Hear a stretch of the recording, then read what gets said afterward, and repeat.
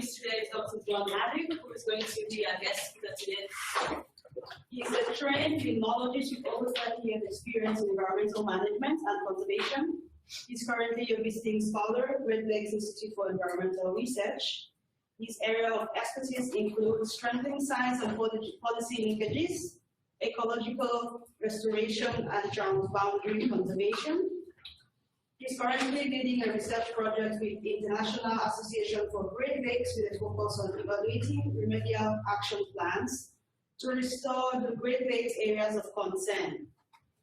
He holds a Bachelor of Science in Biology and Masters of Science in Aquatic Biology, both from Eastern Michigan University, USA. And he has a PhD in limnology, University of Windsor, Canada. He's held several academic positions, including environmental scientist, International Joint Commission, adjunct professor, Wayne State University, and the most current one, Fulbright Scholar, Basile School of International Affairs, 2017 to 2018. He's published extensively on the Great Lakes with over 100 publications. He has also published several books, with 2 award-winning books, one in 2014 titled Bringing Conservation to Cities, that won a gold medal from Nonfiction Authors Association. And in 2011, he won one of his books won Green Book Festival winner in scientific category. And his most current book was published in 2019 titled Waterfront Touch, Reclaiming Detroit's Industrial Waterfront as a Guiding Forum. And he also writes blogs such as Great Lakes Now and Great Lakes Moments. Please join me welcome Dr. John.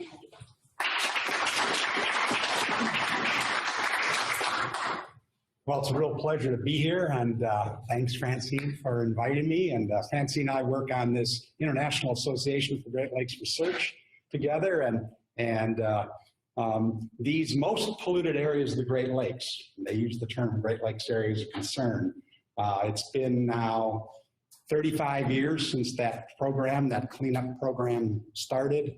So IAGLR took a step back with the Aquatic Ecosystem Health and Management Society and sort of held a symposium 2 years ago now, 3 years ago, something like that, and had 2 days of full talks on the topic, did a special issue of a journal, publishing a monograph of a book.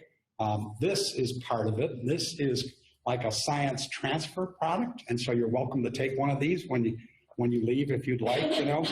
But it's looking at the basic point is, how does cleanup affect these areas of concern socially and economically? So the bottom line is cleanup leads to reconnecting people to waterways, that leads to some waterfront revitalization, and try to put numbers on that so we can make a better argument to sustain funding programs. So anyways, that's it. We all know that the Great Lakes are this amazing 1/5 the standing fresh water on the Earth's surface. The Great Lakes, we all know, powered economic growth in both Canada and the United States. So every time I show you a picture in these slides, it's going to go real quick. This is mining. So you have Torch Lake, that's an area of concern. You have Duluth, Minnesota. That's St. Louis River and Bay. That's an area of concern. Deer Lake, mining interests. Each one of these led to an area of concern. You know, the grain industry. You know, think of Thunder Bay, Ontario, and Buffalo, New York, and Superior, Wisconsin. Pulp and paper and lumber. Jackfish Bay, Muskegon Lake in Michigan, on Lake Michigan, and Peninsula Harbor. Steel industry, Hamilton, the steel capital of Canada. Gary and Detroit can compete for steel capital of the United States with Pennsylvania. And of course, automotive, you've got Detroit, Buffalo close to here, and Cleveland, and the chemical industry. Think of Petrochemical Valley in Sarnia, Ontario, Niagara Falls and Love Canal, and the home of Dow Chemical, Midland and Saginaw, that's had some substantial chemical contamination as well. And of course, there's power plants wherever there are people, right? So here's some examples from Saginaw, Niagara Falls, and Toronto. So human development, natural resource use and exploitation, and industrial expansion led to some obviously unintended consequences, and the most obvious one being pollution. So Canada and the United States have this over 100-year history of cooperating together to protect boundary waters. This Boundary Waters Treaty of 1909 provides the principles and mechanisms for preventing and resolving disputes over both water quantity and water quality. In it, it says, waters shall not be polluted on either side of the boundary to the injury of health or property on the other side. So you can imagine the early 1900s writing about that and thinking about pollution. So it's often pointed to and described as the world's first environmental agreement. It established the IJC, the International Joint Commission, to cooperatively resolve the disputes between the two countries. One of the boards under the International Joint Commission was the Great Lakes Water Quality Board. That is made up of the senior program managers for water of the 8 Great Lakes states, the provinces of Quebec and Ontario, the federal governments like Environment, Climate Change Canada, US EPA, Environmental Protection Agency, and other stakeholder groups as well. But it's pretty much the principal advisor to the Commission on all aspects related to the Great Lakes Water Quality Agreement. So they've performed assessments of the health of the Great Lakes every 2 years. And as a part of those assessments, they identified specific harbors, embayments, river mouths, connecting channels, where one or more different standards were not being met and there were problems. Originally, these areas were called problem areas, and then that turned into areas of concern. And obviously, the list has changed over time because of what remedial and preventative programs have been implemented and the improvements in quality and the emergence of new problems or reinterpretation of the problems.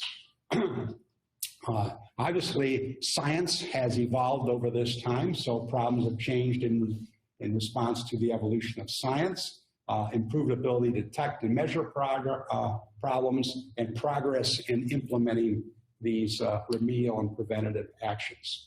So in 1985, that's where this 35 years comes in, 35 years ago today, or this year.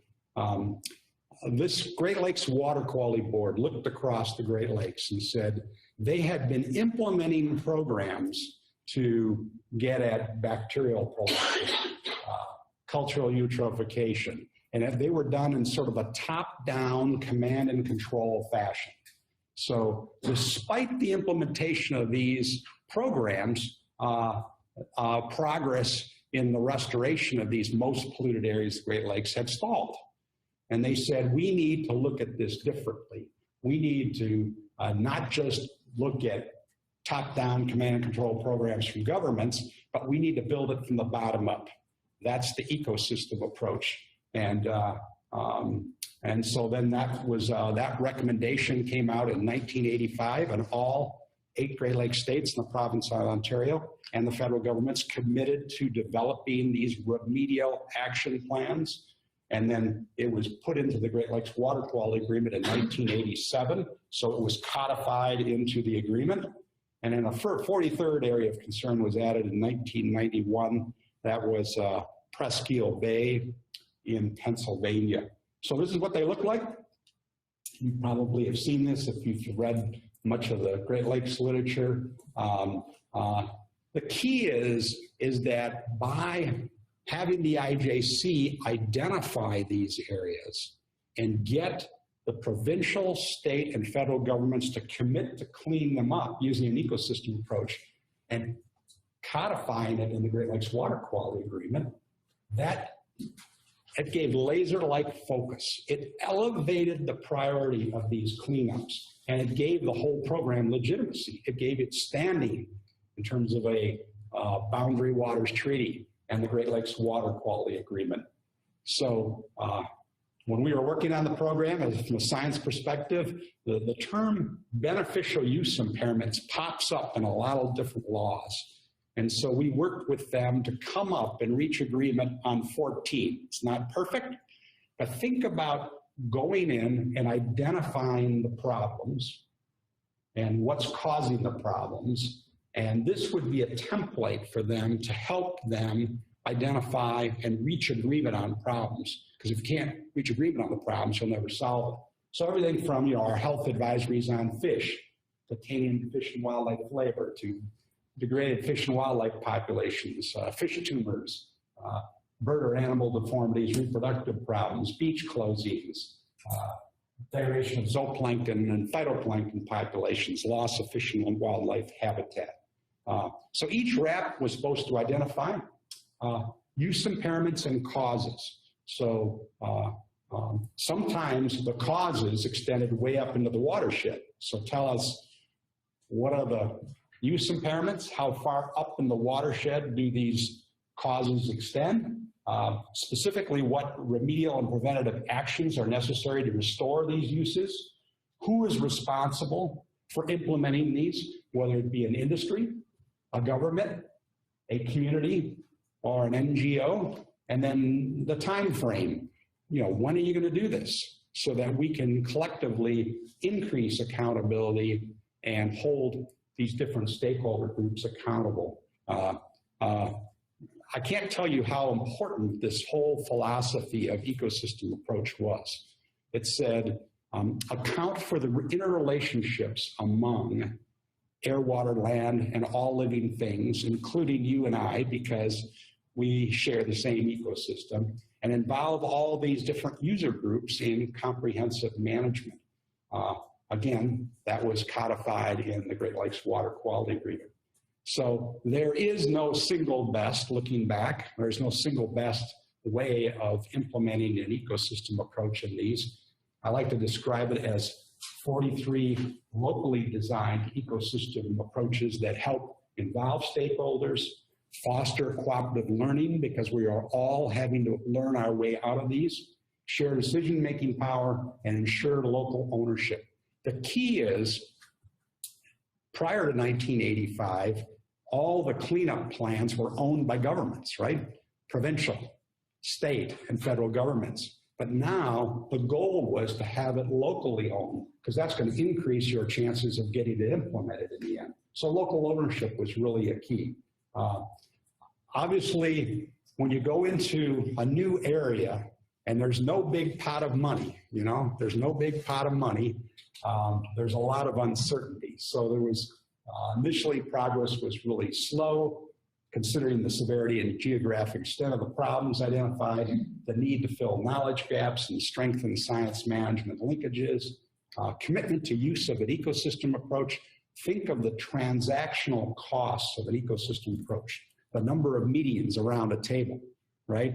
The number of public fora that you have to hold, the design charrettes, everything else, the evolution of management programs, and the need to secure funding. In the first few years, here's some of the feedback that different stakeholders gave. Progress in RAPs is slow and disappointing. Major disappointment almost from the beginning. A major test of the ecosystem approach. Unending planning with no action. Lack of clarity in roles and responsibilities. Lack of funding.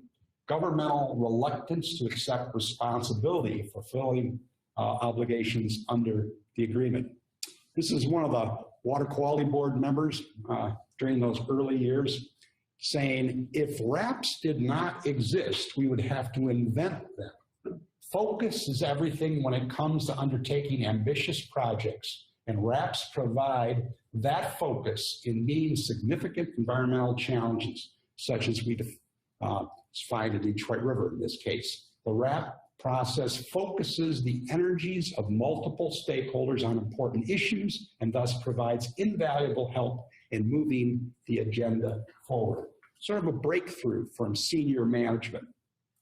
So if you look across there, successful across the whole Great Lakes Basin, successful reps have been cleanup and prevention driven. They've made existing programs and statutes work, make sure that all the tools in the toolbox we're using them to the maximum extent possible.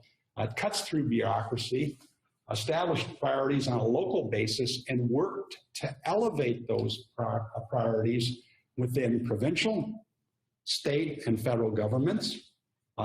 It's ensured a strong local planning processes, streamlined the critical path use restoration, and was an affirming process. So what has been achieved and learned in these 35 years?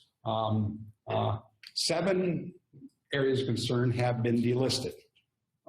2 areas of concern have been designated as areas of concern in recovery. So that means areas where, based on stakeholder consensus, all scientifically feasible and economically reasonable actions have been implemented and additional time is required for the ecosystem to recover. Think of the 2 examples there of those are Spanish Harbor and Jackfish Bay. 10 areas of concern have implemented all actions deemed necessary for use restoration.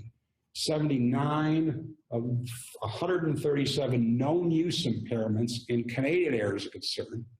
So a total of 137 use impairments were identified through the process. 79 are now been eliminated in Canadian areas of concern, and 90 out of 255 in the US have been eliminated.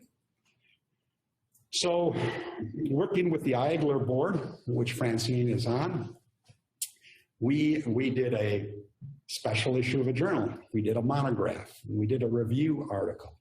But then we stepped back and with the gentle or not so gentle nudging of a foundation who was funding us said, your voice is not being heard loud enough out there.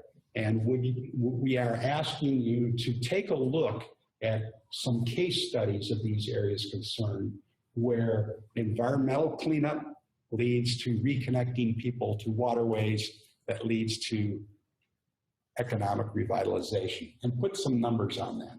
So we picked some what we thought were low-hanging fruit, 10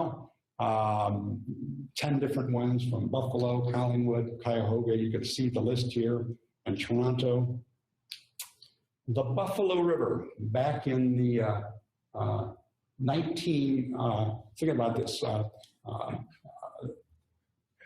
This is a picture from the late 1960s. By the 50s and 60s, both industrial and municipal effluents were literally overwhelming the Buffalo River.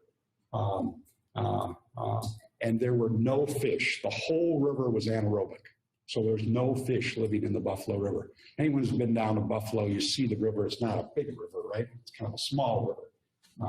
But it caught on fire because of all the oil on it in 1968. And the predecessor of U.S. Environmental Protection Agency was the Federal Water Pollution Control Administration.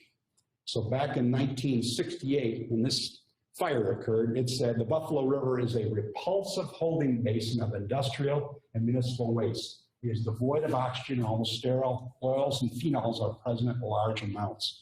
Can you imagine the federal government issuing a news release about the river in your backyard like that? Pretty amazing. So this cleanup program, Buffalo has been a leader in this.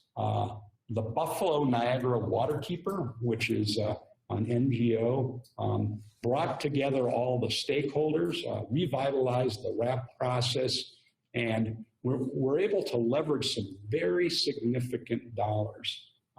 So they brought in over $75 million through the Great Lakes Restoration Initiative and the Great Lakes Legacy Act. This cleaner river has led to improved public access and then led to economic revitalization.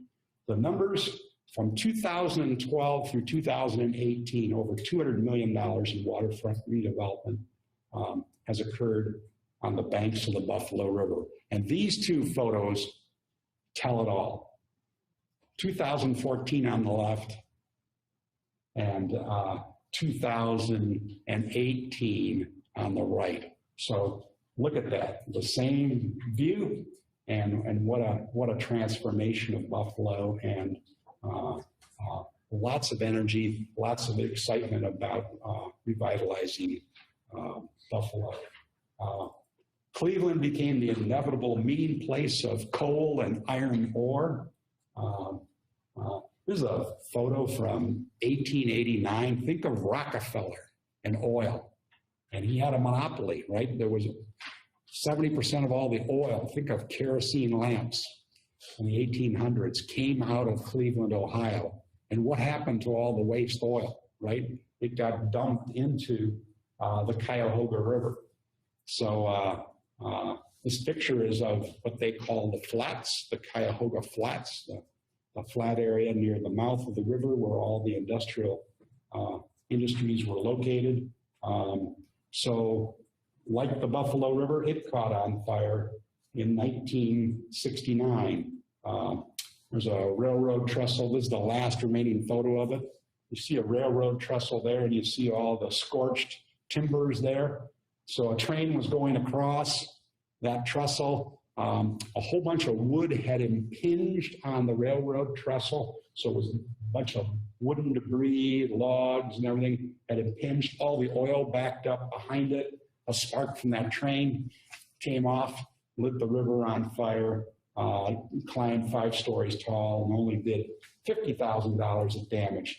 But the Cuyahoga has a long history. Here's 9 examples of other times when the Cuyahoga caught on fire. Think of Nelson Rockefeller and all that oil and what went on. This is the 1952 5-alarm fire, which caused $1.5 million of damage. Most times when you see them write about the Cuyahoga River fire in 1969, that was one of the catalysts of the environmental movement, they show this photo, but that was not that fire. So it's just kind of poor journalism, you know? So, so they brought all the stakeholders together into what they called the Cuyahoga River Community Planning Organization. That was too many words, and that became Cuyahoga Restoration. So Northeast Ohio Regional Sewer District has spent over $2 billion on wastewater treatment facilities and improved collection systems since 1972. More than $850 million has been spent on reducing combined sewer overflows by nearly 50%. In old cities, doesn't matter if it's Toronto or Hamilton or Detroit or Buffalo or Milwaukee, you have combined storm and sewers. That's how they built cities. So everything is fine when it's dry out, right? When there's no rainfall. The sewage goes to a wastewater treatment plant, it gets treated, and then it gets discharged to the waterway. But when it rains, the carrying capacity of that combined system gets exceeded, and raw sewage, instead of going to the wastewater treatment plant, gets bypassed, untreated, into a receiving water body. That's called a combined sewer overflow. So they've reduced CSO overflows by 50%.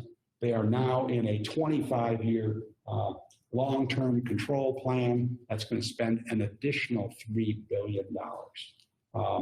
They've spent $9 million on habitat between 2010 and 2017. Obviously, it is a shipping channel at the lower end of the Cuyahoga River. So the Corps of Engineers dredges approximately 225,000 cubic yards of sediment each year to keep those shipping channels open. Because there are contaminants in those sediments, it has to go to a confined disposal facility. It can't be open water disposed, and they do that. So in 1969, when the Cuyahoga last caught on fire, there were few, if any, fish in the lower river. Today, there are 70 species of fish, including some pollution-sensitive species. Pollution-sensitive macroinvertebrates are present in most reaches now, and you can imagine peregrine falcons, bald eagles, and osprey have returned to the watershed there on the banks of the Cuyahoga River. Their populations were literally decimated by organochlorine pesticides, things like DDT, because of eggshell thinning, but they are back in a big way, and the flats have some really cool species now as well.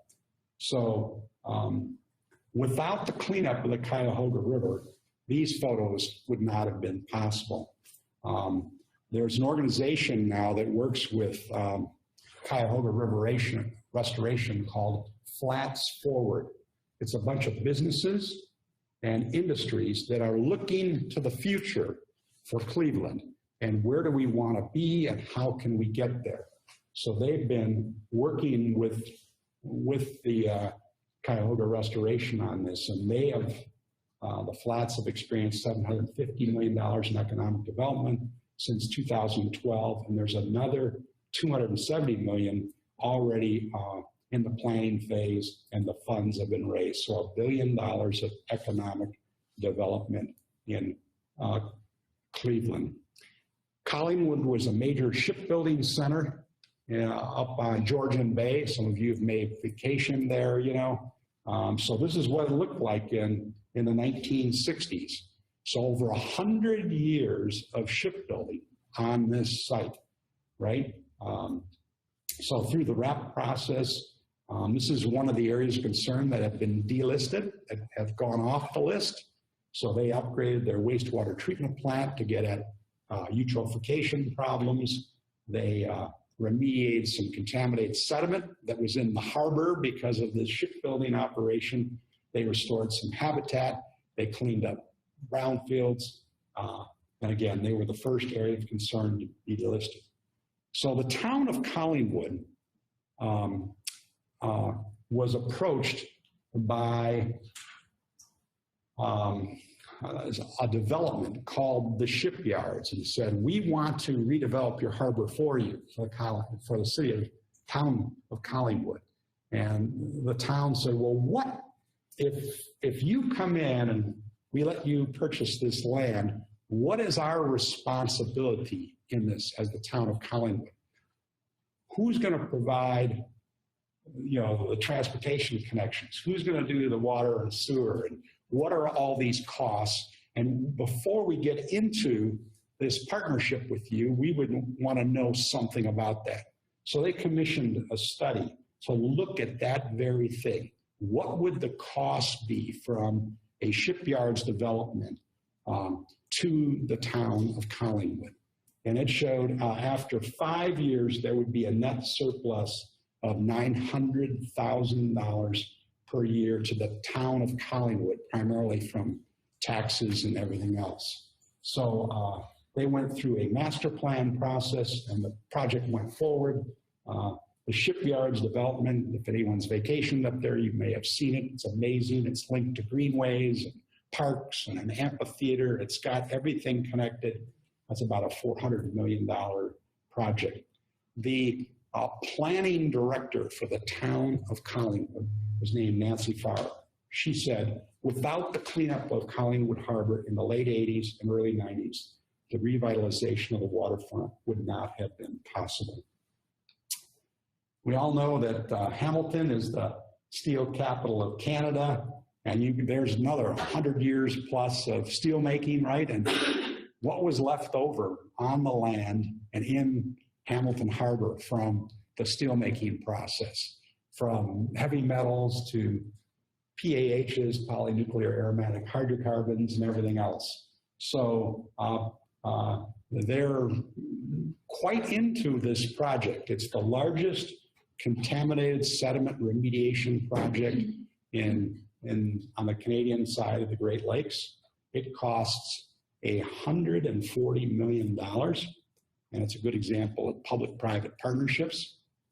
It's called Randall Reef, and so basically they have for years been mapping out the contaminated sediments, looking at bioassay data, looking at how toxic is it, how bioavailable is it.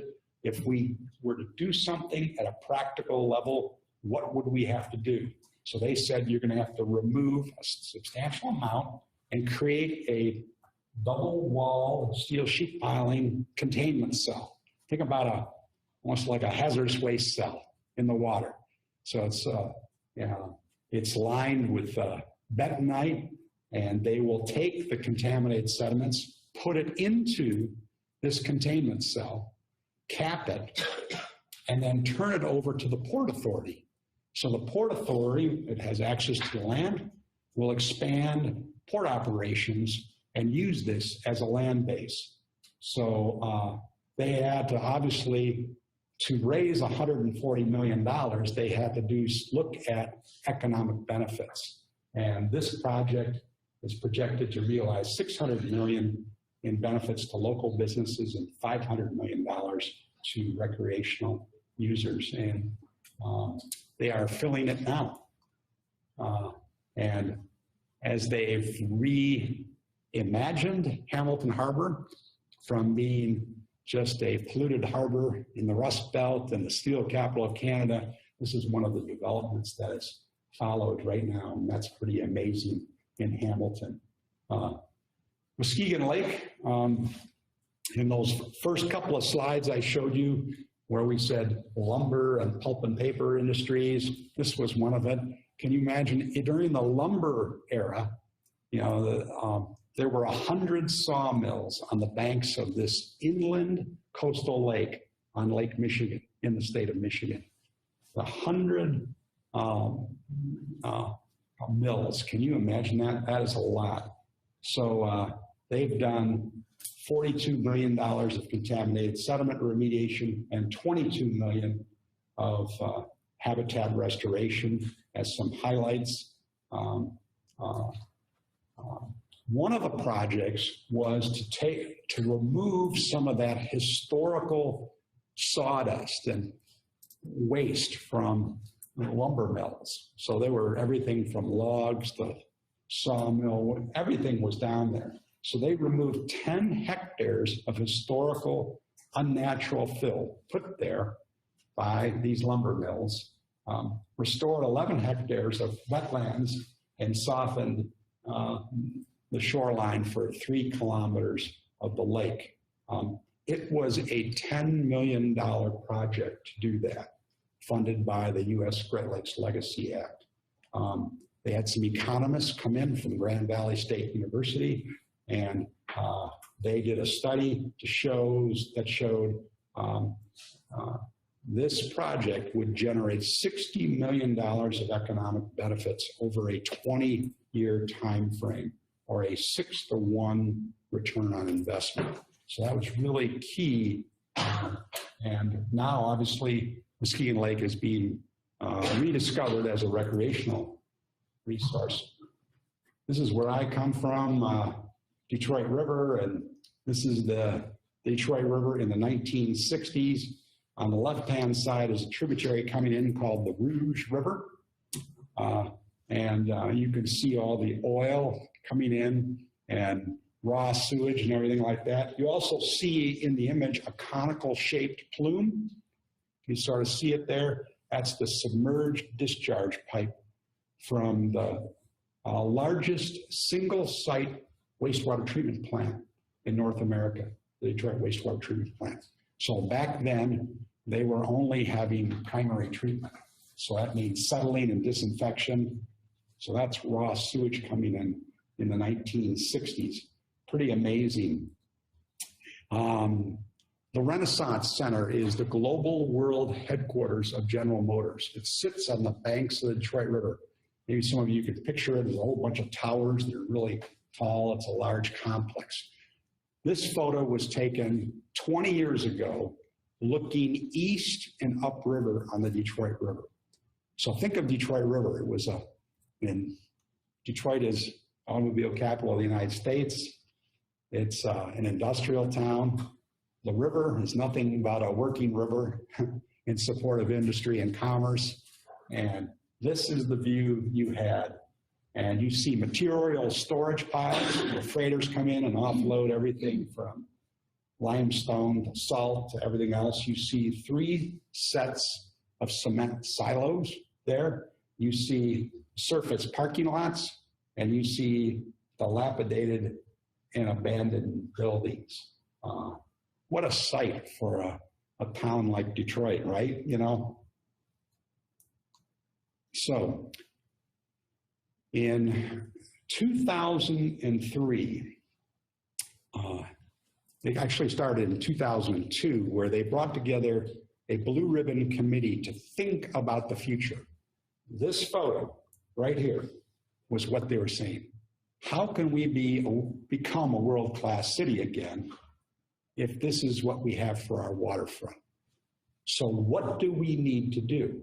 So we need to talk to the people who live in Detroit first, right? And ask them what they would like. We need to do fora, we need to do design charrettes. And they created this Detroit Riverfront Conservancy. It's a non-profit organization. In US tax language, it's called a 501c3. And they were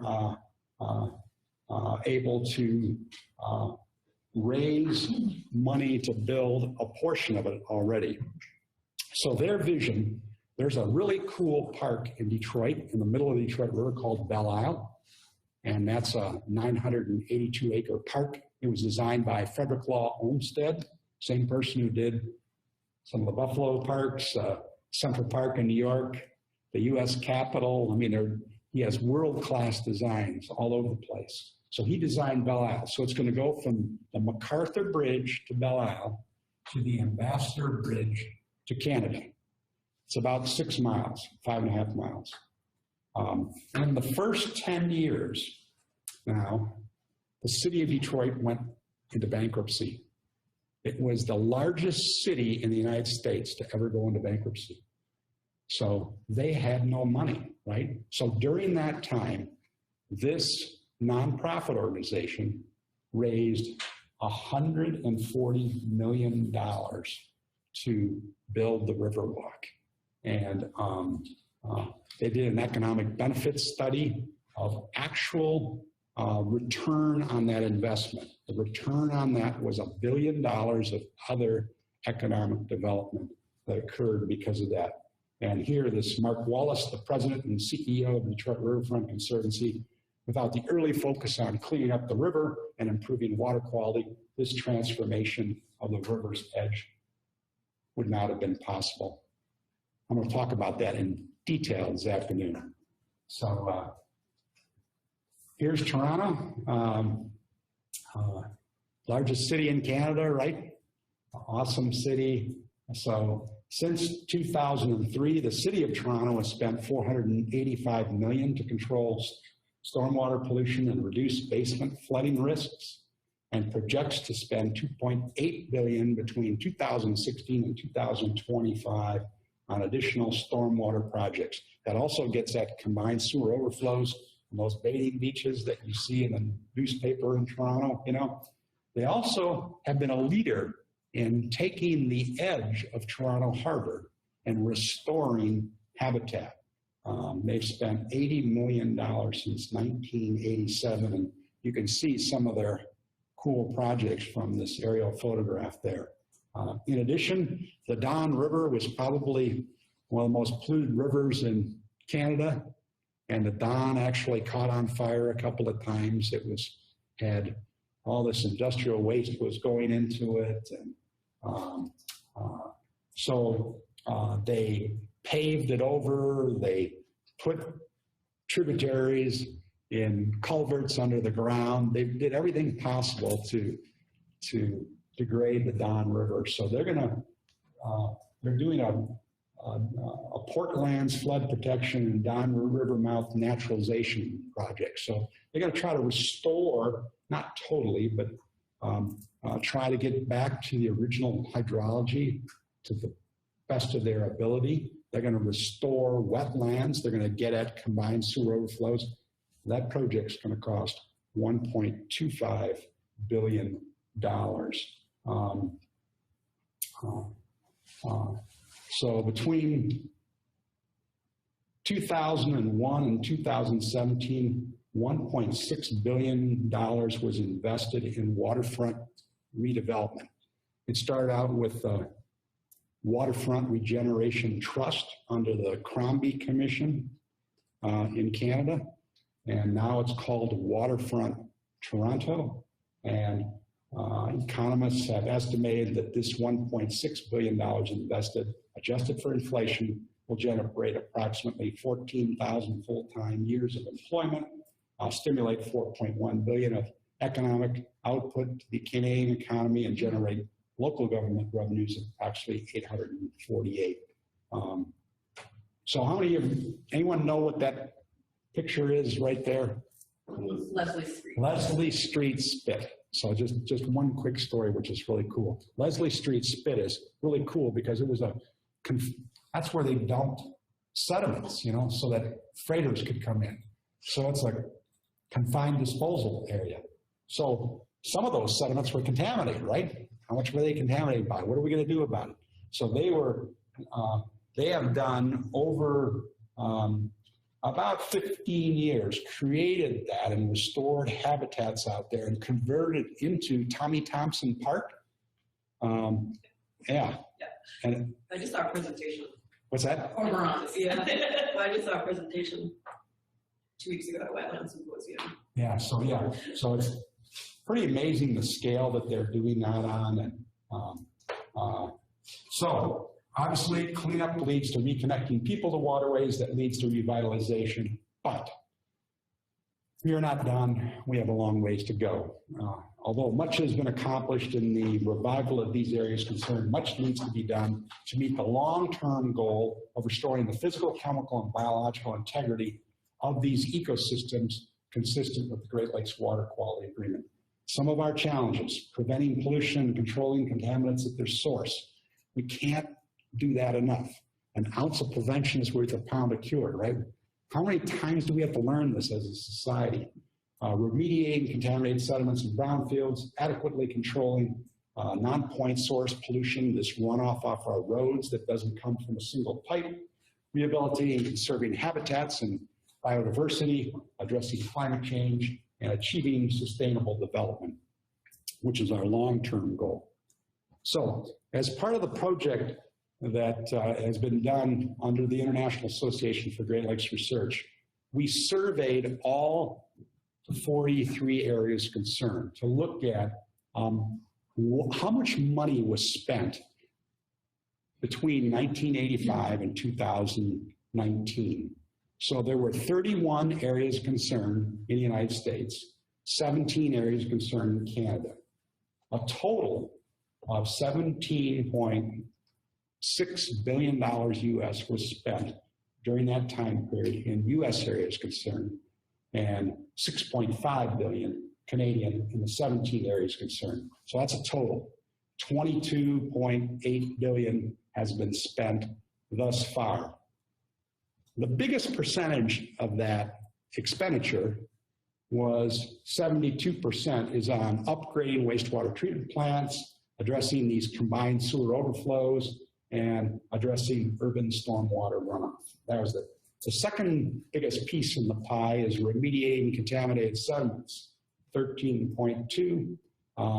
Then there's some huge brownfield projects in a few areas concerned. Think of Niagara River, think of Port Hope, you know, some of those areas. So remediating hazardous waste sites and brownfields about 10%, and then about 4% being habitat. This $22.8 billion, which is a big number, spent thus far on cleanup and restoration, should give all of us pause and motivation to ensure that such a massive cleanup and restoration effort will never be undertaken again in the future. Everything humanly possible must be done to prevent pollution consistent with the Great Lakes Water Quality Agreement goals of zero discharge and virtual elimination of persistent toxic substances, designed for environment, things like that, It's a design approach to reduce human health and environmental impact of a product, process, or service where impacts are considered across the entire life cycle of that product or process, and achieve a circular economy that eliminates waste and ensures the continual use of resources. Trying to put this $22.8 billion number in perspective, the Conference of Great Lakes and St. Lawrence governors and premiers have estimated that the gross domestic product of the Great Lakes region is about $5.8 trillion in 2015. So if the Great Lakes region were a country, it would be third in the world behind the United States and Canada. That's pretty amazing for the Great Lakes Basin, right? You know, so, but this $22.8 billion number over 34 years is less than 0.4% of the $5.8 trillion domestic product in the region in 1 year, 2015. Simply put, if we don't change to more preventative and sustainable design, planning, and management in these watersheds and communities, we will continue to react to tipping points and practice crisis management. The challenge is to truly embrace sustainability, become more proactive, and avoid the next tipping point. I get asked periodically, what were the major accomplishments after those burning rivers like the Don, the Cuyahoga, the Buffalo, the Rouge in Detroit? You know, what was the major accomplishment from all those people speaking out? My answer to that question would be the Canada Water Act of 1970. In the United States, something called the National Environmental Policy Act. It's called NEPA. It's called the Magna Carta of all environmental laws. More countries have modeled their environmental laws after NEPA than any other law in the world. The Clean Water Act and the U.S. Great Lakes Water Quality Agreement of 72, the Endangered Species Act of 1973. An amazing set of accomplishments in a relatively short amount of time because people spoke out. So the next question I get asked is, what are the major accomplishments of our environmental movement today? I would say to you, it's the expansion and proliferation of these non-governmental organizations. Think of the waterkeeper programs. Think of the Friends of the Don River and the Friends of the Rouge and all those different ones. And, pretty amazing, the Nature Conservancy, all of them. Looking across these 43 areas of concern and our sort of deep dive on what are the critical elements of success. Local ownership of decision-making process and a well-recognized champion. Some of these areas of concern where they had somebody who wanted to step forward and be a spokesperson, to open doors, to make things happen. Somebody who could do that. Where you had a champion like that, things went a little easier. Cooperative learning, we are all on a learning curve and have to learn our way out of these problems together. Use of an ecosystem approach on a watershed scale, shared vision and objectives, and complementary and reinforcing actions. Cooperative planning that shares responsibility for delivery of programs. Partnerships built on trust and respect. Stepwise approach to restoration of beneficial uses and achievement of long-term goals. Sometimes people come in the room and they're aspirational. You know, I want it all done in one big step in a short period of time. But realistically, these problems were created over 100 and 200 years. It would be unrealistic to think they could be just solved in a few short years. And then a dynamic tension between the proponents of this stepwise and incremental approach and the provocateurs who want to do everything right away. We've learned time and time again in the Great Lakes, coupling of research and monitoring with management leads to better decisions. Government responsiveness, not top-down command and control programs. Incentives, like walking in. Who's the first organization to put money on the table for the Randall Reef project in Hamilton? Environment and Climate Change Canada, you know, through COA and the Great Lakes Protection Initiative. And then that leads to provincial government comes in. That leads to the city of Hamilton. That leads to the Port Authority and leads to others. So measuring and celebrating progress in a very public fashion towards measurable endpoints. So my lessons learned. Areas concerned, cleanup spurs reconnecting the waterways via greenways and blueways. This leads to economic and community revitalization. Investing in the cleanup of Great Lakes areas concerned means investing in the revitalization of Rust Belt communities.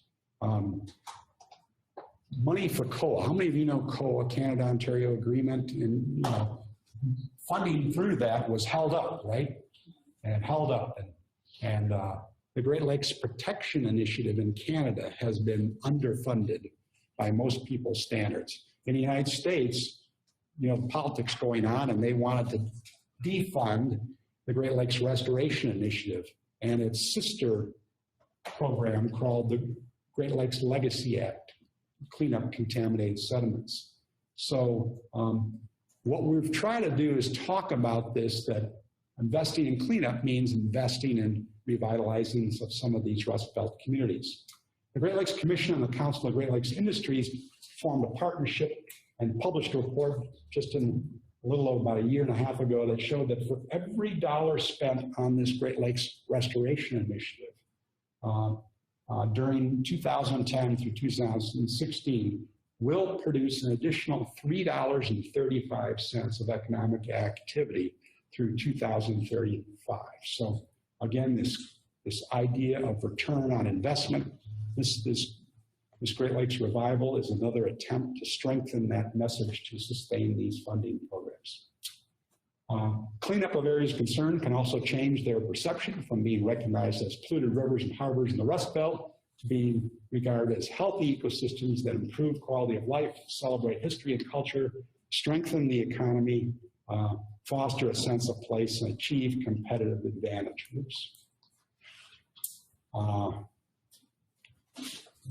That's my talk. It's been a really fun project. Francine, one of the interesting things doing this, everyone asked, who chose the 10 case studies? And why didn't you choose me? Why didn't?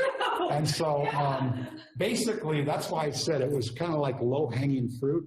Those are ones that we knew we could get some economic data. We had willing partners.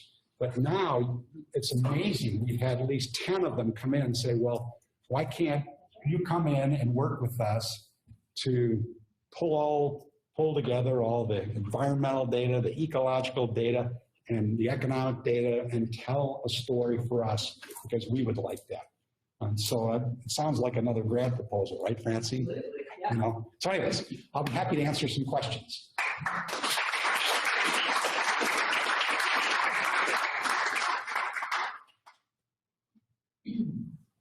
That's a lot of money, isn't it? $22 billion, Yes. Maybe the most important question I have, if you could going, I find in the United States there's a lot of pollutant trading programs, especially phosphorus trading. In my experience, this has encouraged the softer engineering like wetland recreation,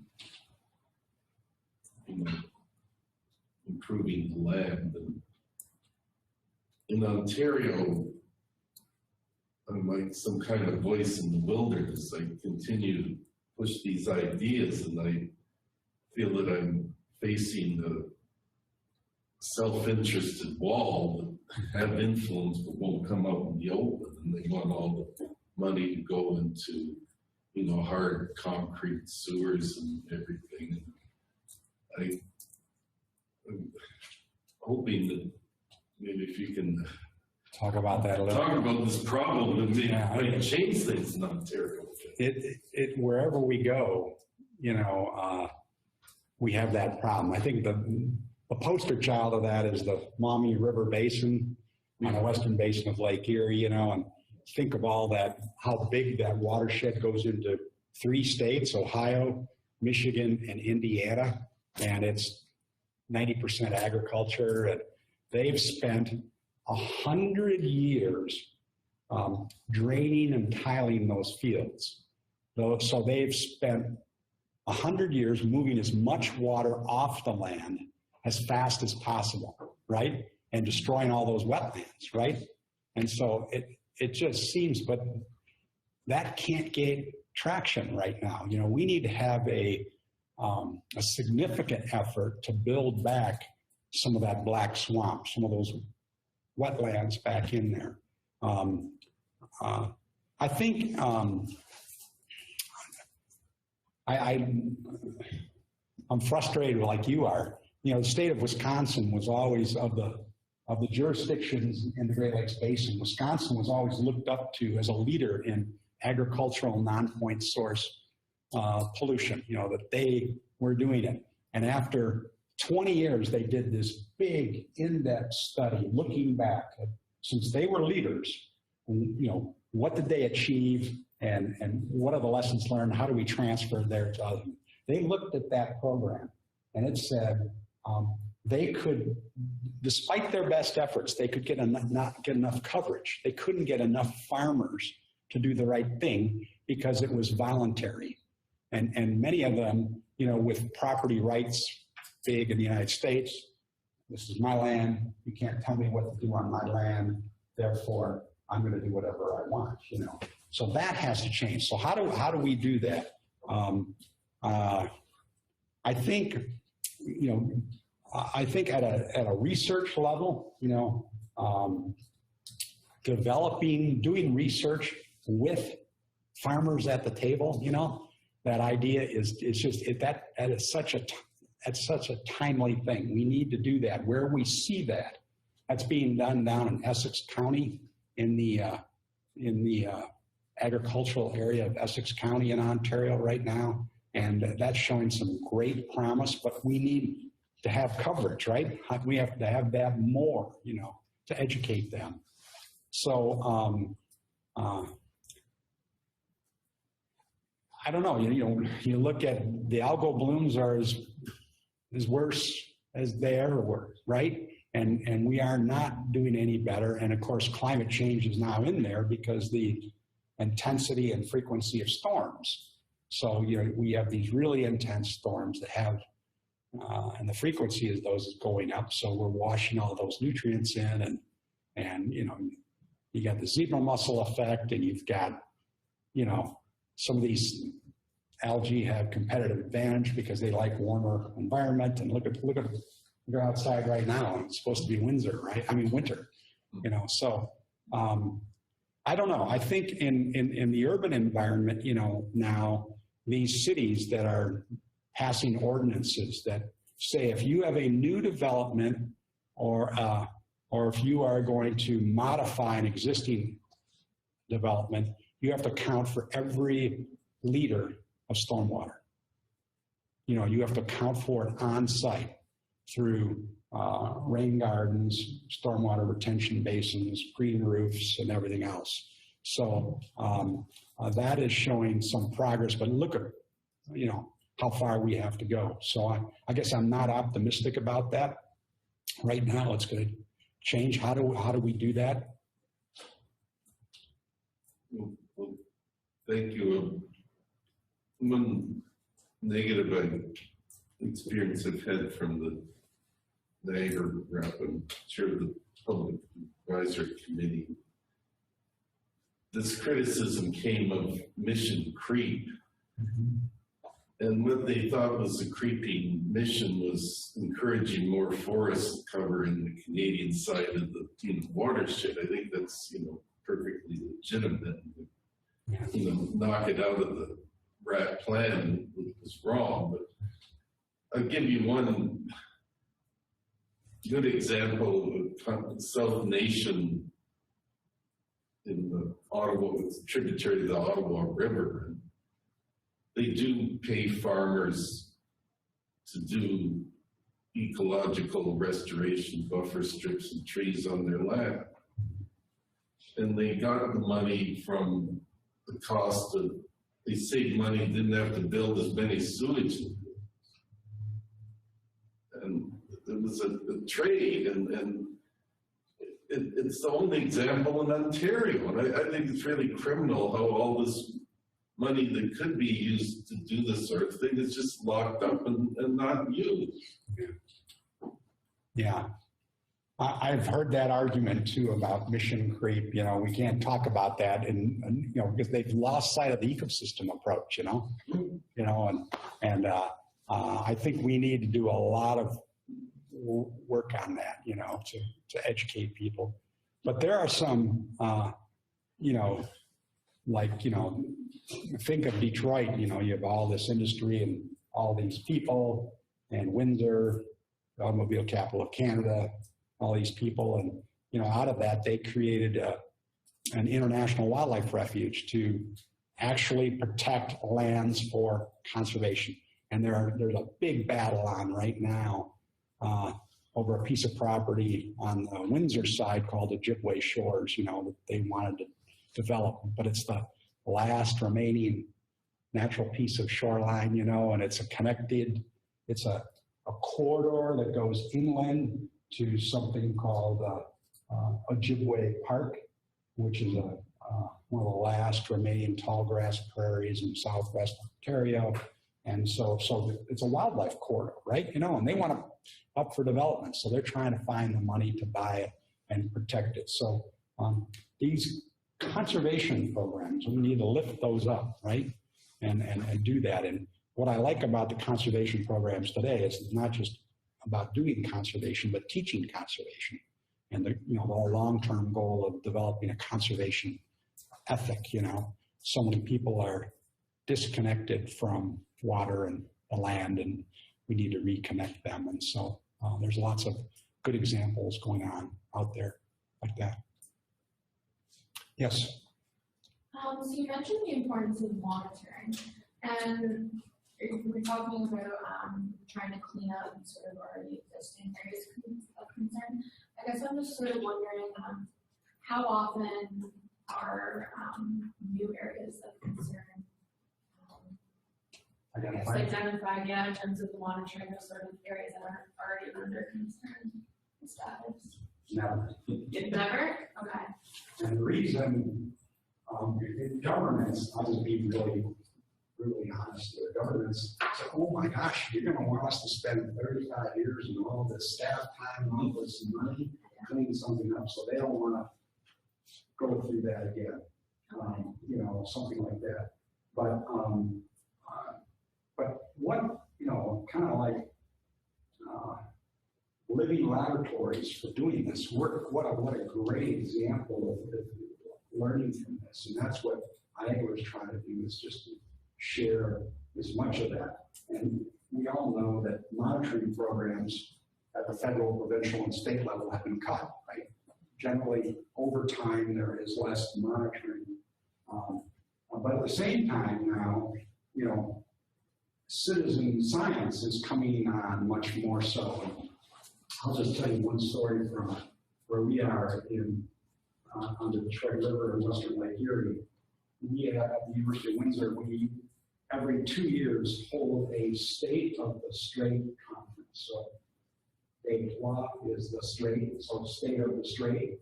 So we reach agreement on an issue, tackle an issue, whether it's habitat, contaminated sediments, or it could be anything, biodiversity, and we do a binational conference on it. So 1 year it's in Canada, 2 years later it'll be in the United States. It alternates back and forth. And so our current focus is on mining long-term trends of key indicators of health. So in there is probably 25 to 30% citizen science. So think of two major hawk watches, you know. One of the best places to watch hawk migrations in North America is right there. They don't want to fly up the lake. They use the archipelago islands. Detroit Audubon and Christmas bird counts. And then those monitoring on the Rouge River by high school students and stuff. It's an amazing mixture. So we're doing that. We held a conference and we now have 57 indicators with 30 or more years of data. I don't know how big this is. And some of them being graduate students, undergraduate teams, and some of them being Detroit Audubon or Hawk Migration Association of North America, and some of them being universities and governments. But then we come together and we're doing this comprehensive and integrated assessment of health, right? What does this all tell us? What do we need to be doing? How do things need to change, you know?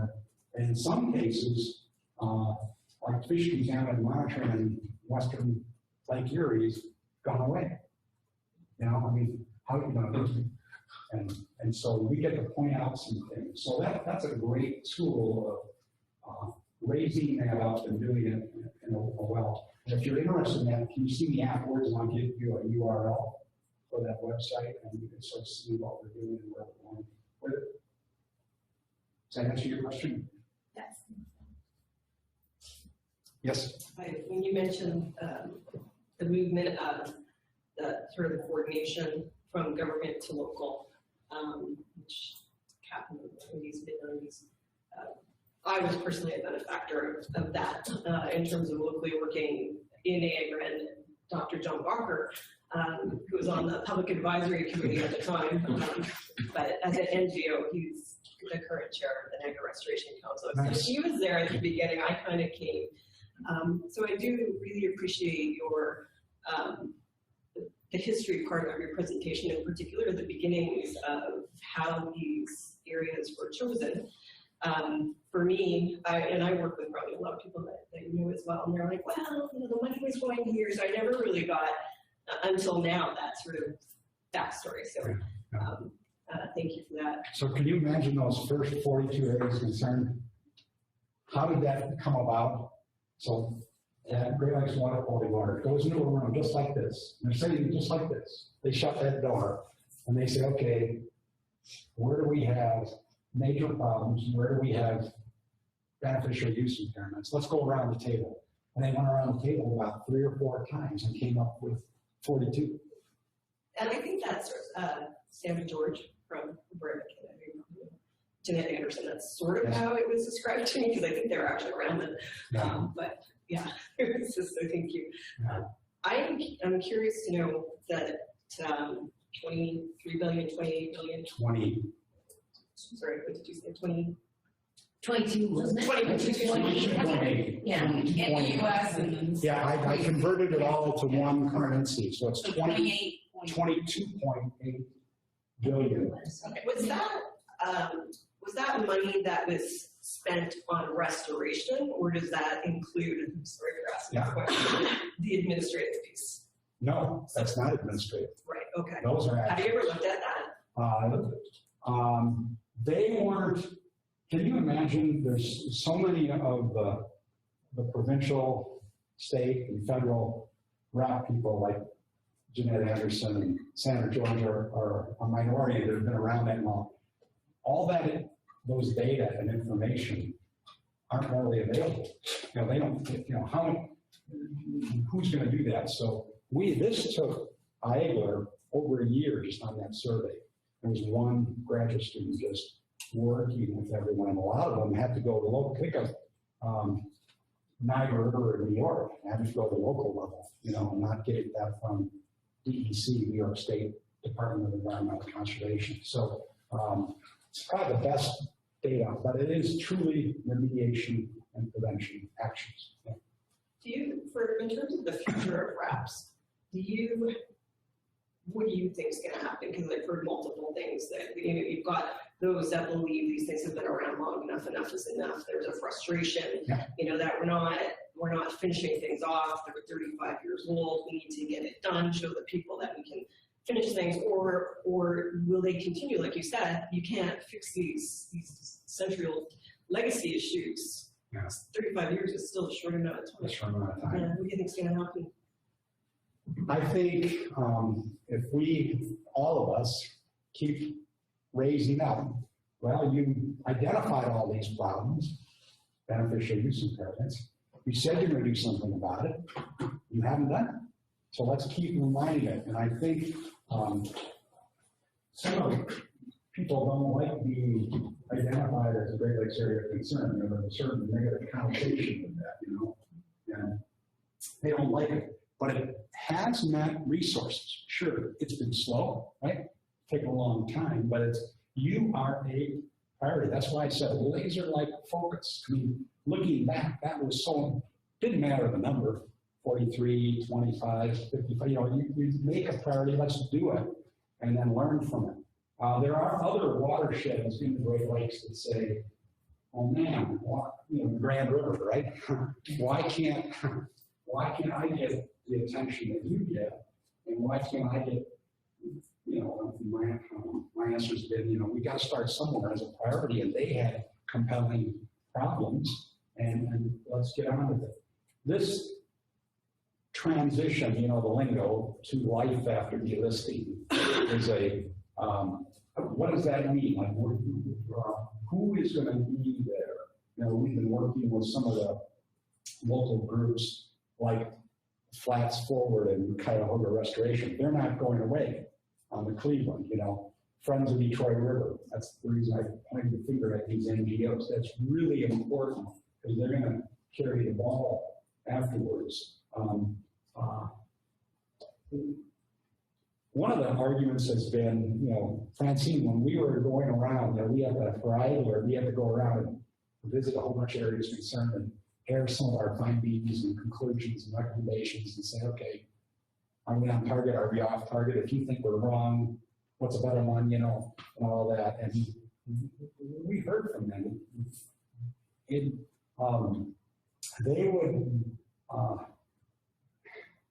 will, I'm going to say this,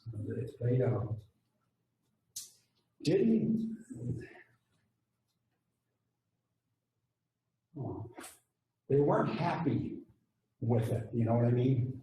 But we had to work our way through it, you know what I mean? And I think lifting up the science end of it periodically, you know, like doing, like if you look at over the 3.5 decades of this program, Eidler's done symposia on how clean is clean and contaminated sediment remediation and habitat rehabilitation and enhancement. So they're constantly trying to bring the science to the forefront and synthesize it and transfer it and to make it. So I think that's one of the lessons too, is that the scientific community, you know, I don't think Eidler so fully understands their role has been over the time, but that's really been important. I think now transitioning to life after delisting, one of the things they said, why couldn't there have been a 15 beneficial use impairment, you know, that your waterfront recreation or greenways or blueways or, you know, something like that, that could lead more, give some priority to redeveloping a waterfront. You know, I mean, how would you do that? That's just been one thought. Yeah. Yeah, one of the things that Eidler has done recently is they have shifted additional focus to the State of the Lakes, and there's a State of the Lakes series in addition to the annual meeting, which is more science and policy, but the State of the Lakes meetings that go from lake basin to lake basin, and every 5 years they cycle through, is very much focused on integrating the community, the NGOs, you know, the local associations, with the scientists, with the policymakers, with, I mean, at the last State of the Lakes meeting in Saginaw, the governor, some politician came to speak at lunch. So, I mean, you get that relationship with government all the way down to the local level at these smaller, more focused meetings that are about the State of the Lakes, and not denigrated, but like, you know, your studies on the fisheries or your studies on the sediments or whatever that are more appropriate to the big meetings. So I think Eidler has responded, and there was, like, I was on board when we were deciding, Do we go there? Do we not? What happens when we go to Huron? There's not enough problems in Huron. We're not going to make money. Oh my gosh, it comes down to that level of, do we ditch the whole program because it might not be financially sustainable? But there was enough belief in the mission, and that we got through. And in fact, Huron actually didn't lose money, so that's good. Very good. That's good. Yeah. Yeah. So let me just add one more thought to that. Like this idea of how do we life after this? How do we transition? And then what are the institutional arrangements in the governments? Federal, provincial, state government just can't walk away from the table, right? What is their responsibility? They should have some responsibility in helping create an institutional arrangement or a governance to carry on the work, because sustainability is going to go on forever, right? And new problems are going to go. So that is, they talk about it a little bit in the RAP conferences and stuff, but a lot more needs to be done on that, because basically all these problems are human problems, right? To solve them, it's a human problem. Go ahead. I thank you for bringing up the problem of Willamette River. As long as that's a problem, the idea of post, delisting is not going to be on the table. And it sort of makes it so severe, it makes the whole notion of Great Lakes recovery questionable, because it's worse than it was 30 years ago. Now, one of the things that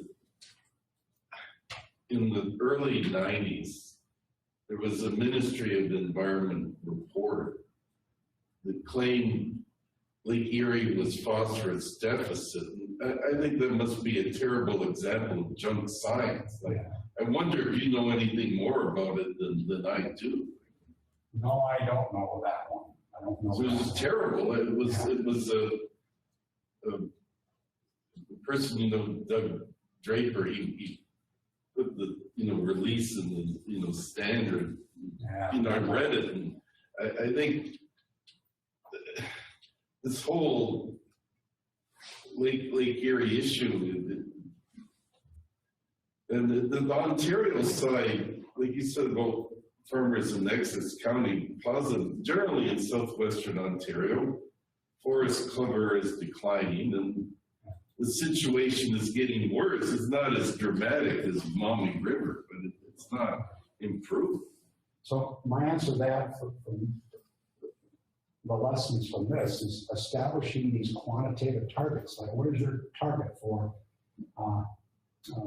forest cover, pervious surface, if it's a urban, suburban, all of that. Putting those targets and just showing how far. So the Rouge River watershed that goes into the Detroit River,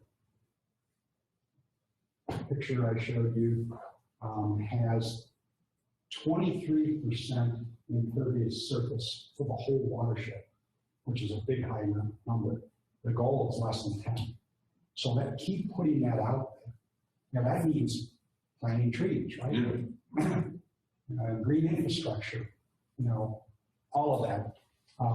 There are some really good examples of junk science over the history out here.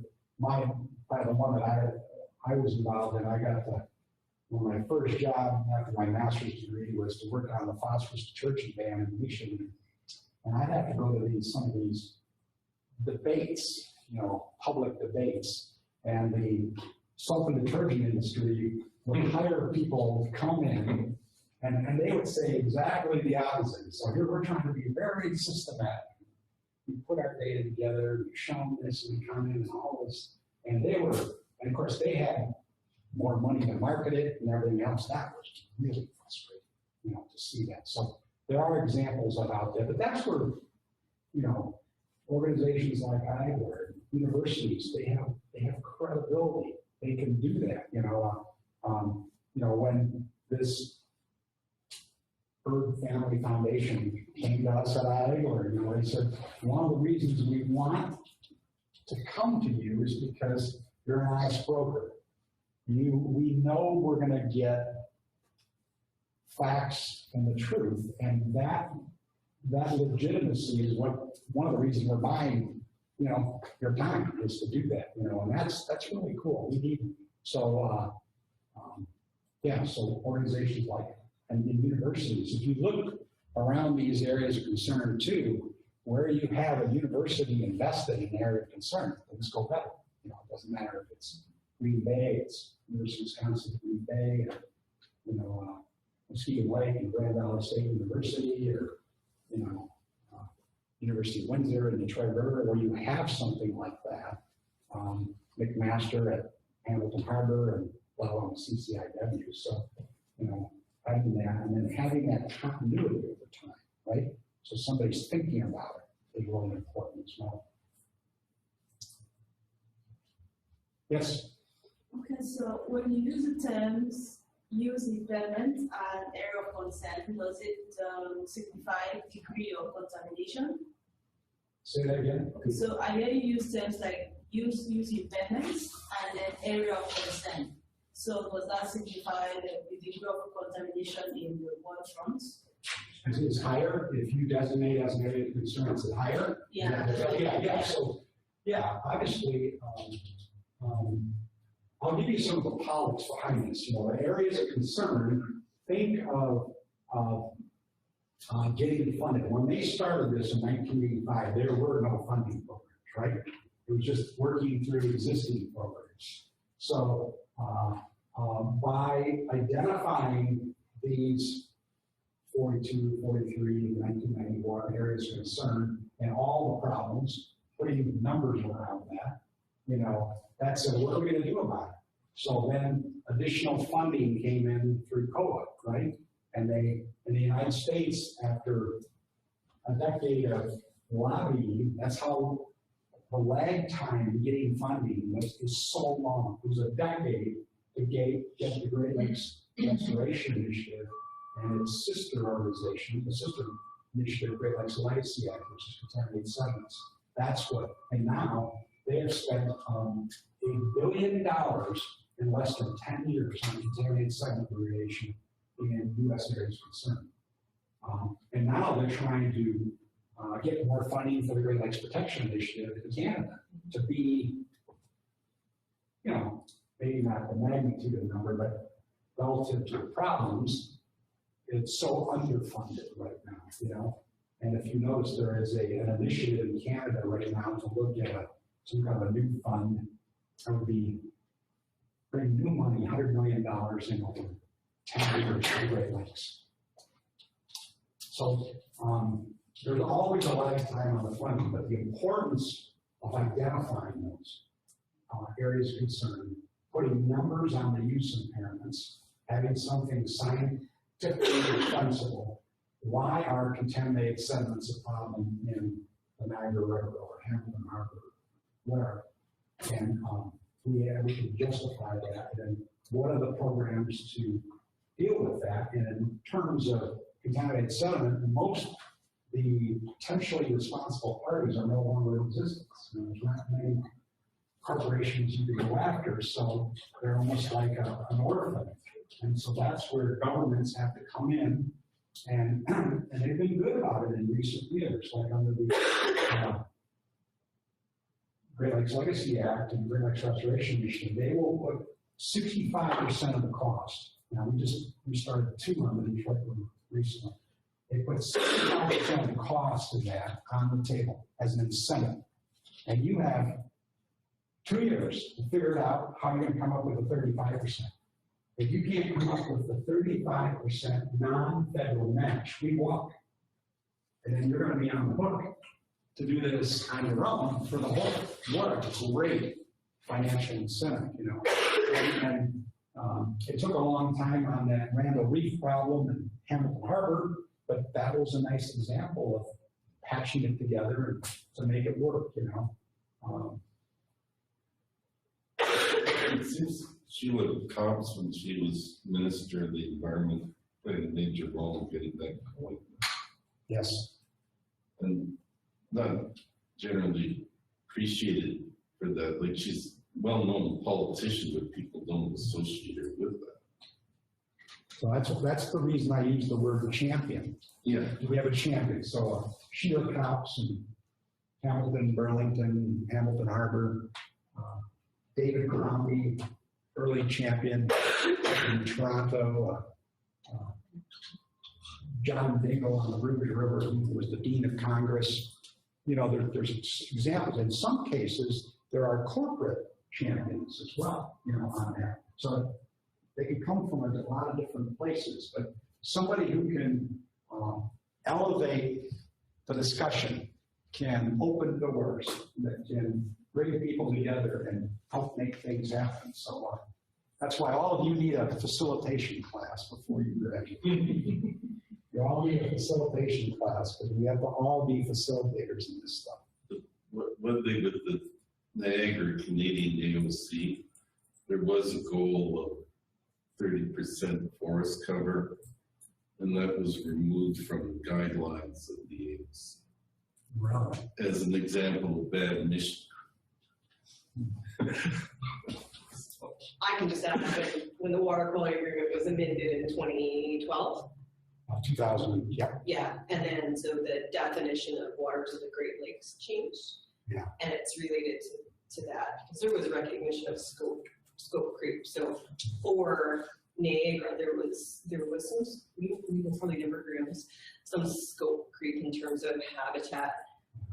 And then the Welland River, for example, which is the largest tributary, it's the Niagara River on the Canadian side, but it's still less than 1% of flow. So even though there's a huge legacy issue with phosphorus in that river, when the definition changed, it wasn't impacting the waters of the Great Lakes. So it wasn't causing an adverse impact to the Niagara River, because in that case, dilution. So. Right, yeah, so there, but local people that have been involved, like Dr. Butler for a really long time, and they play a really important role in terms of. Absolutely, you know, huge. watchdogs. Thank you both for doing that. Yeah, the municipalities also would endorse the goals of the Niagara AOC because they didn't like the idea of 30% forest cover, which would have been affected doubling from 15%. Well, let me give you my side of the story, and I'll come right over here. I want to tell you one funny story, because I've been involved in the Rouge River, Detroit River for this whole time. And so they sat around the table, and they said, for loss of fish and wildlife habitat, they said, oh, you're getting into Mission Creek, right? You're out of control. You're going down a path that we'll never get back to the right road.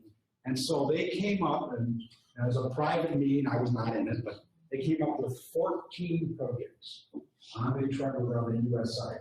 If you implement these 14 projects, habitat projects, you are done, and you remove that beneficial use impairment. Yeah. And they came out, and they had, the federal government, state government, the PAC people, of course the PAC people were ecstatic because they were getting money for those 14. So what does that say about, a community, a metropolitan area with nearly 6 million people in the watershed, and the home of the automobile industry and hardened shoreline. So what we've taken the tact, and we're using this Detroit River Western Lake Erie Indicator Project to remind them that we have lost 97% of coastal wetland habitat along the Detroit River. And the goal is to restore 60% of it.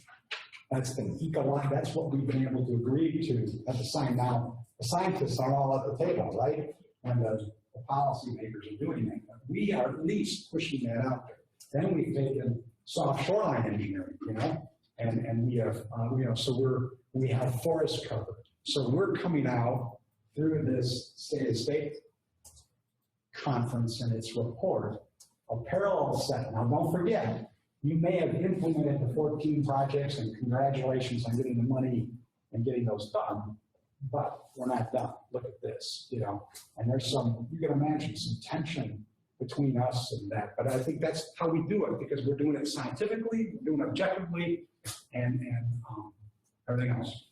Come over here. Thanks very much for your presentation.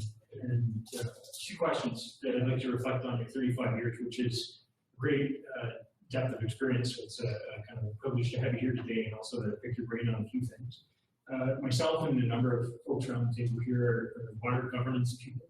And so it was really nice to see your nuanced presentation of that and your mention of institutional arrangements. So two questions. First of all, you, in your nuanced presentation, that spoke about command and control, as well as public-private partnerships and then collaborative agreements. And then we got talking about phosphorus, and it kind of went full circle, and you actually were critical, again, of not having maybe enough to engage on a voluntary basis, farmers and so on. What's your reflection after 35 years of that magical unicorn institutional arrangement that you think might work going forward?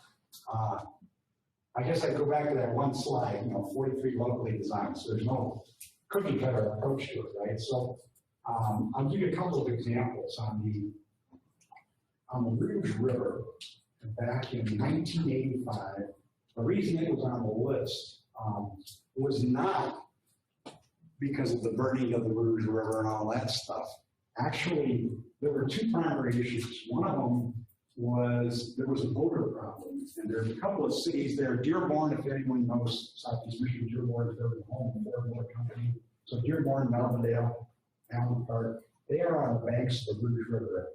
And people, it was 1985 now, a lot of them didn't have air conditioning, they had their windows open in the summertime. And there was this odor problem.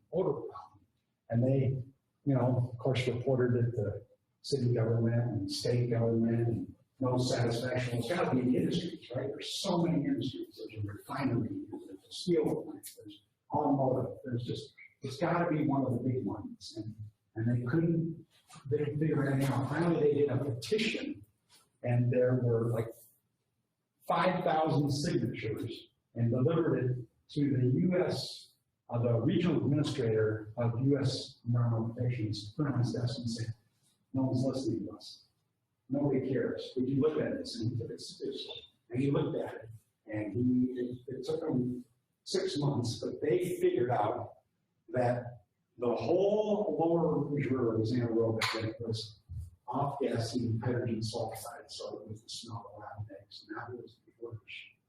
That very summer, a guy with his family was vacationing on the banks of the Rouge River. There are lots of parks in the floodplain there, and he slipped on a slippery bank and fell in the river, got wet, dried off, came up, finished his picnic with his family, went home, and the next day started getting sick, and 2 days later died of leptospirosis. Big front page headlines in Rouge. Those two things together were a tipping point. Then we did a study with Wayne State University of there are 48 communities. I'm going to get institutional arrangements in the end. There are 48 communities in the basin. And it showed Detroit is the elephant in the room at the lower end of the river. That's the biggest one, the biggest population, whatever else. If this study showed that if they did combined sewer overflow controls and urban stormwater controls on its portion of the Rouge River watershed, the river would not improve one iota. And they did it very quantitatively. They said, what you need to do is all 48. The end of that story is they brought together in 1985, all 48 mayors created a Rouge River Basin Committee where the mayors sat around the table. So we have a health hazard. Somebody has died. We have an odor problem. We have to do something about this. And so they created the next year a Friends of the Rouge, which is a stellar NGO doing awesome stuff involving kids in school, high school monitoring the river. They do a terrific job. Out of that came the Alliance of Rouge Communities, which is like a public-private partnership where they can get money to do green infrastructure and stormwater controls. So that institutional arrangements has evolved over time, right? But it's very rich, it's very diverse, and that's good news. And I think that evolution of institutional arrangements is quite common in areas of concern right now. And some of them, have had a whole new NGOs that established as a result of that, And what is the role of government in that, right? What is the role? Should they need to certainly share their data and information, right? Share their expertise from their staff people. In my opinion, they should be help facilitate the process, as well. So I think that's really rich. I think we're proposing a symposium on the ecosystem approach. Where did it come from? Where are we now? Where does it need to go? Including governance and institutional arrangements, education, modeling, and everything else. So it's going to be a big deal. Proposing it for 2021. So yeah, it's sort of involved lots of students in that as well. So does that sort of answer the question? Did you have a question? No, I'm just watching to see if any of the other students have questions. All right.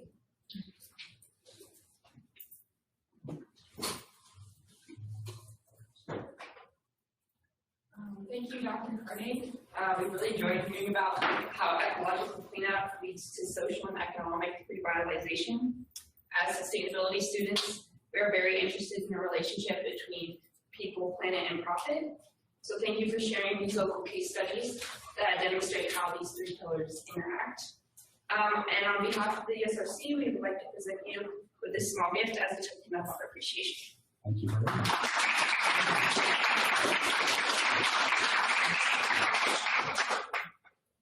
Yeah, I think this whole governance and institutional arrangements is fascinating right now, and what a comparative study is out there waiting for somebody to look at with an N of 43, right? And 43 different approaches, and yeah, it's fascinating. So we need to do more work on that. So thank you very much, and good luck to all of you students. Sustainability is where it's at. Yeah, it's very cool. Yeah, thank you very much for having me.